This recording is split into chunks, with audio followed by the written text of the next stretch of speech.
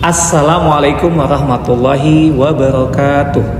Salam sejahtera buat kita semua. Salam pemberdayaan. Saya Aji Sang Haji, pamong belajar dari SKB Pandeglang, akan berbagi praktek baik yang telah saya jalani selama di SKB Pandeglang. Seperti kita ketahui bahwa pendidikan nonformal masih banyak menyisakan problematika di dalamnya.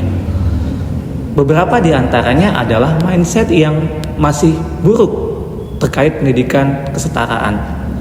Lalu kehadiran peserta didik yang masih minim, serta gaya belajar atau strategi mengajar yang masih monoton, yang membuat peserta didik masih kurang semangat untuk bisa berangkat ke sekolah.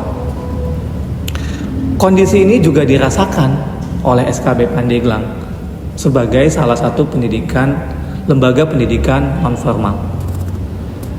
Lalu kami awali dengan menginventarisasi masalah yang banyak terjadi di SKB. Kehadiran yang minim, motivasi belajar yang sangat rendah, strategi pembelajaran yang itu-itu saja membuat makin sedikitnya warga belajar yang pengen hadir di SKB. Kondisi ini membuat saya tergerak untuk dapat menyelesaikan ataupun memecahkan masalah ini, yaitu cara yang saya tempuh ialah dengan memberikan layanan pendidikan kepada peserta didik yang tidak dapat pergi ke SKB melalui pembelajaran jarak jauh. Proyek ini kami beri nama Koneksi, kelas online edukasi. Dengan memanfaatkan aplikasi Google Classroom dan Zoom Meeting, saya membuka kelas online jarak jauh untuk warga belajar. Pembelajaran dapat dilaksanakan dari mana saja, di rumah, di tempat kerja, yang tidak mengharuskan warga belajar pergi ke SKB. Waktu belajarnya pun ialah waktu di mana warga belajar pada umumnya sedang santai, yaitu di malam hari. Di waktu inilah saya buka layanan pendidikan bagi warga belajar untuk dapat mengikuti pembelajaran. Lalu mengapa pembelajaran online yang saya pilih untuk mengatasi permasalahan ini? Jawabannya adalah karena sejak tahun 2020 awal, atau tepatnya saat pandemi COVID-19 melanda Indonesia, saya adalah satu-satunya pendidik di sekolah tempat saya mengajar yang menginisiasi pembelajaran jarak jauh menggunakan YouTube dan Zoom. Ketika teman-teman pendidik lain hanya mengirimkan perintah tugas melalui pesan di grup WhatsApp. Saya aktif merekam diri saya sendiri, berbicara di depan layar ponsel, menjelaskan materi yang harusnya dipelajari waktu itu di sekolah, lalu melakukan editing sederhana agar menarik di mata peserta didik, lalu kemudian mengunggahnya di YouTube. Peserta didik kemudian menonton penjelasan materi tersebut di ponselnya masing-masing.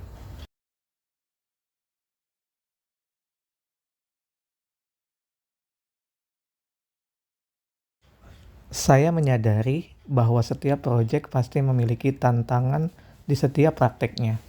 Seperti pada proyek koneksi ini, tantangan yang paling besar adalah menghadirkan pembelajaran online yang interaktif dan menyenangkan. Karena jika dilaksanakan dengan cara monoton, warga belajar yang hanya bertahan mengikuti pembelajaran pada 2-3 kali pertemuan saja. Tantangan lainnya adalah sumber daya yang dimiliki warga belajar. Pada praktek yang telah saya lakukan, beberapa kali peserta didik menyampaikan bahwa mereka tidak memiliki kuota ataupun paket data, sehingga untuk mengikuti pembelajaran online melalui Zoom, mereka perlu mengisi ulang paket datanya. Tantangan lainnya yang saya hadapi adalah kesediaan pendidik ataupun tutor dalam mengajar di malam hari. Awalnya saya menyampaikan ide ini, mereka sangat mengapresiasi. Namun, mereka menyampaikan bahwa mereka tidak dapat memberikan layanan pembelajaran di malam hari. Lalu apa yang saya lakukan? Yang saya lakukan adalah menentukan prioritas mata pelajaran yang perlu dipelajari oleh warga belajar. Untuk kemudian, saya sendiri yang memberikan materi ajar. Kemudian dipilihlah 3 mata pelajaran prioritas, yaitu Bahasa Indonesia, Matematika, dan Bahasa Inggris. 3 mata pelajaran ini saya berikan kepada peserta didik selama 3 hari, yaitu pada hari Selasa saya berikan materi bahasa Indonesia, pada hari Rabu saya berikan materi matematika, dan pada hari Kamis saya berikan materi bahasa Inggris. Dengan ini, pembelajaran menjadi lebih terfokus, mengingat fokus pendidikan pada saat ini adalah untuk meningkatkan kemampuan literasi dan numerasi pada peserta didik. Adapun langkah-langkah yang saya tempuh untuk melaksanakan proyek ini adalah memulainya dengan sosialisasi. Di awal tahun ajaran, ketika masa pengenalan lingkungan sekolah, kami menginformasikan kepada peserta didik bahwa untuk mendukung pembelajaran yang lebih merata, saya akan mengadakan pembelajaran online. Hal yang perlu dilakukan warga belajar ialah mengunduh aplikasi Zoom Meeting di ponselnya masing-masing. Selanjutnya ialah membuat akun Zoom warga belajar dan menginformasikan setiap jadwal pembelajaran online di grup WhatsApp. Kemudian pembelajaran saya mulai dengan memutar video, membagikan link materi interaktif yang sudah saya siapkan, dan di akhir pembelajaran, saya minta untuk warga belajar mempraktikkan apa yang sudah dipelajari. Contohnya, ketika belajar bahasa Inggris, saya meminta warga belajar secara berpasangan untuk melakukan percakapan dalam bahasa Inggris. Hal ini tentu membuat pembelajaran lebih menarik dan interaktif, dan tentunya berkesan bagi warga belajar. Finally, the lesson is over. I'm starving. Come on, Rudy. Let's have lunch. Good. Oh no, What's up, Rudy? Good. I forgot my lunch. Are you Good. sure?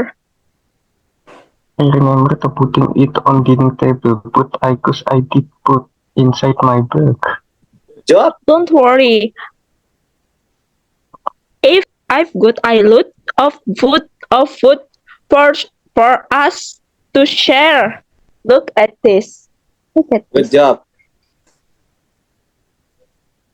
Oh, it's look yum. Good. Here, thanks some. Take some. Take some. Thanks, Aisha. You saved my day. Good. Don't mention it's Rudy. My mother. What I Always. always put it's some extra. Good. Wonderful. Can I have some bread? Sure. Thank you very much. Pada akhirnya, hasil yang saya harapkan pun muncul. Warga belajar yang tidak dapat berangkat ke SKB tetap mendapatkan haknya untuk diberi layanan pendidikan, merasakan dirinya sebagai bagian dari satu kesatuan. Warga belajar SKB Pandeglang adalah tujuan yang akhirnya tercapai juga. Mereka menjadi memiliki rasa sebagai bagian dari warga belajar SKB. Mereka juga senang karena tetap dapat belajar di tengah kondisi hidup yang tidak mereka inginkan terjadi, yang menyebabkan mereka tidak dapat bersekolah. Pembelajaran online ini saya rasa cukup efektif sebagai pelengkap pembelajaran reguler yang ada di SKB. Di satu sisi, pembelajaran reguler tetap berjalan bagi warga belajar yang dapat berangkat ke sekolah. Namun di sisi lain, pembelajaran online menjadi jawaban bagi warga belajar yang tidak dapat berangkat ke sekolah. Jika semua orang pada lembaga satuan pendidikan memiliki visi yang sama, yaitu memberikan layanan pendidikan yang merata bagi warga belajar, saya yakin pembelajaran online akan menjadi lebih efektif.